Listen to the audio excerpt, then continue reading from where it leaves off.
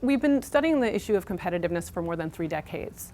And over the years, we've tried to stay abreast of the latest thinking on competitiveness. For example, we've been looking at the issue of sustainability and how it impacts competitiveness. And we've been working with international experts over the last few years in order to integrate it better into our work. In other words, we've been looking at the extent to which countries are addressing challenges in terms of sustainability in the social area and in the environmental area in order to ensure that their growth and their rising prosperity is sustainable.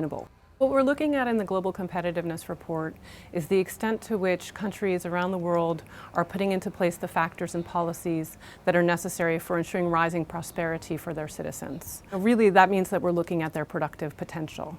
And we look at things that range from the more basic to the more complex. Governance and infrastructure, institutions, macroeconomic stability. We're also looking at the human resources base, as well as the extent to which the markets are functioning well, goods, labor and financial markets. And finally, of course, innovation and the extent to which countries are able to come up with the latest products and processes.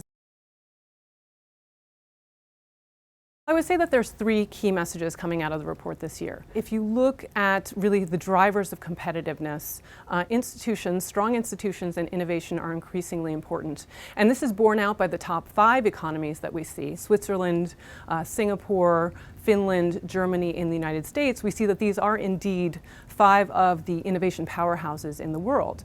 The second message coming out of the report is that we're seeing that we're moving away from the short-term firefighting that we've seen in the policy arena over the last few years. A lot of the risks that we were very concerned about a year ago, such as the breakup of the Eurozone, did not happen, and this is a good thing. Indeed, a number of European countries have actually been putting into place a number of reforms, and this is excellent. However, much still remains to be achieved, not only in Europe, in other countries as well. If you look at the large emerging market BRIC economies, for example, you will see that although they have been growing briskly in recent years, we've seen a slowdown more recently. And so these countries, in order to continue to grow rapidly into the future, really will need to put into place many structural reforms going forward. The third message coming out of the report is the fact that in order to make all of these changes, we will really need to see cooperative leadership among business, government, and civil society. Really only working together will we ensure that the global economy really gets back on track.